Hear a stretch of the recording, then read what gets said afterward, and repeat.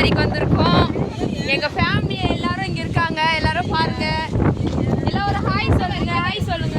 ரவி அக்கா ஹாய் சொல்லுங்க. ரவி ஹாய். யாரு ஹாய் யாரில்ல வீடியோ பண்ணுறா. ஹாய் பார்த்தீங்களா, நாங்கள் எல்லாரும் வந்திருக்கோம். ஹாய் சொல்லுங்க. கன்னியாகுமரி ஹாய். பப்பா ஹாய் சொல்லு. ஹாய் சொல்லு. ஹாய் ஹர்ஷித் ஹாய் சொல்லு. ஹாய் சொல்லு.